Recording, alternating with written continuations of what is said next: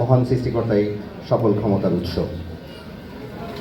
আমরা আপনাদেরকে এরকম একটা পোর্টফোলিও দিয়েছি। এখানে আমরা সংক্ষিপ্ত আকারে আমাদের ইশতেহারের আমাদের যে পয়েন্ট আউটগুলো আমরা সেটা বলেছি। পূর্ণ ইশতেহারটা আপনাদের কাছে আমরা প্রিন্ট আউট আকারে এরকম একটা পেপার দিয়ে দিয়েছি এবং আমাদের বোর্ডের মধ্যেও ওখানে আছে, আমরা দিয়েছি। আমার অভিজ্ঞতার আলোকে যতটুকু আমরা কাজ করেছি অ্যাসোসিয়েশনের জন্য যে প্রয়োজনগুলো আছে সেই প্রয়োজনগুলোর কথা চিন্তা করে আমরা মূলত এই ইশতেহারটাকে আমরা পরিধান করেছি।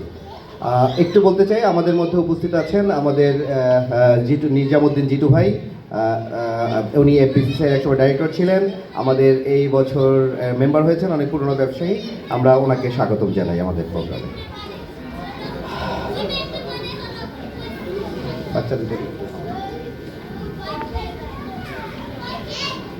আগস্ট 30 নির্বাচন, মিজান ইকবাল নতুন ধারা গড়ব, নতুন ধারা প্রত্যয়ে বলিয়ান।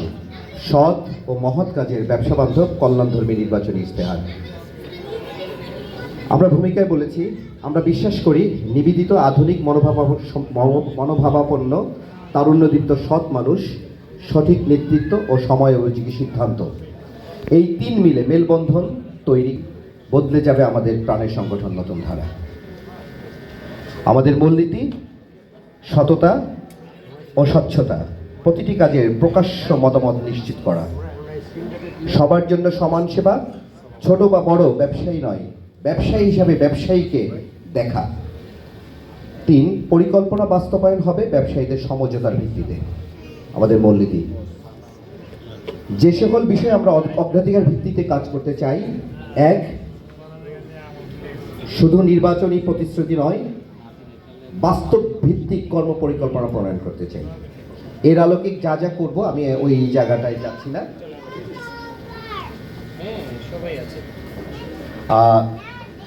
আমাদের মাঝে উপস্থিত হয়েছেন রূপগঞ্জ ভোলাবো ইউনিয়নের চেয়ারম্যান, অত্যন্ত যুবক একজন মানুষ, আলমগীর হোসেন। ওনার আরও পরিচয় হচ্ছে, উনি আমাদের যে অন্য প্যানেলে যে প্রার্থী আছেন আবুল হোসেন সাহেবের, ওনার এলাকার চেয়ারম্যান।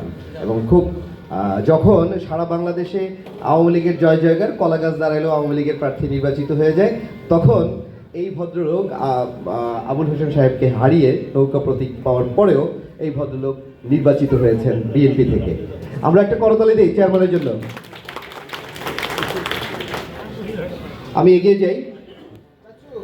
আমরা নির্বাচনী প্রতিশ্রুতি দিতে চাই না, বাস্তব ভিত্তিক কর্ম পরিকল্পনা প্রণয়ন করতে চাই। কি কি পরিকল্পনা আমাদের আছে আমরা আপনাদেরকে বিস্তারিত বলেছি, একটু দেখে নেবেন। অবকাঠামোগত উন্নয়ন করতে চাই। এইখানে আমার একটা ছোট্ট, ওদের একজন বিগ বয় খ্যাত একজন মানুষ আছে, রুবেল ভাই, আপনি কি আছেন আশেপাশে? একটু দাঁড়ান না।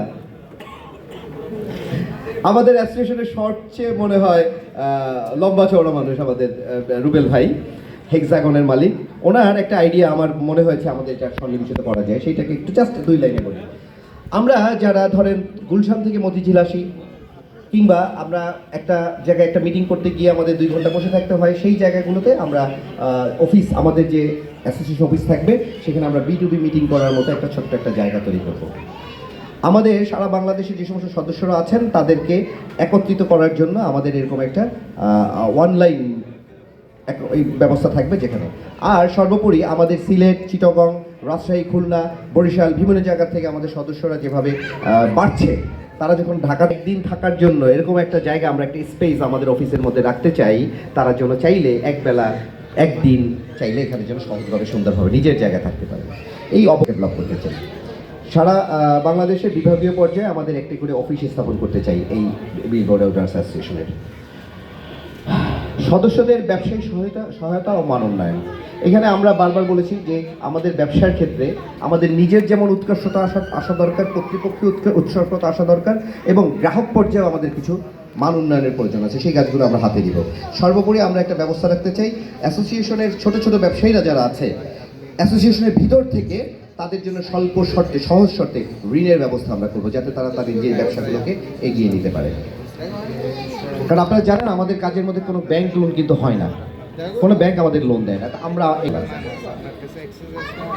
তথ্য প্রযুক্তির ব্যবহার।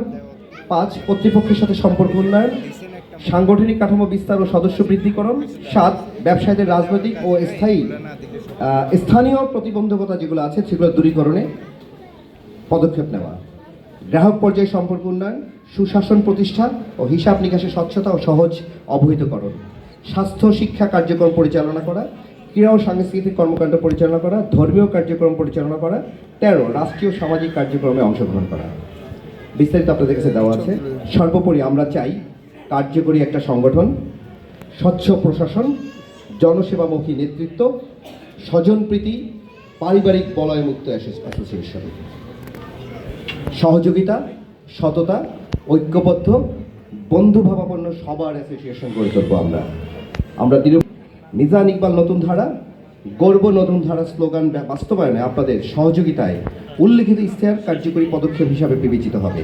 30 আগস্ট 2025 শনিবার মিজান ইকবাল নতুন ধারায় ভোট দিয়ে পাশে থাকবেন। আল্লাহ আমাদের সহায় হোক। আমিন। আমিন। আল্লাহ আমাদের সহায় হোক।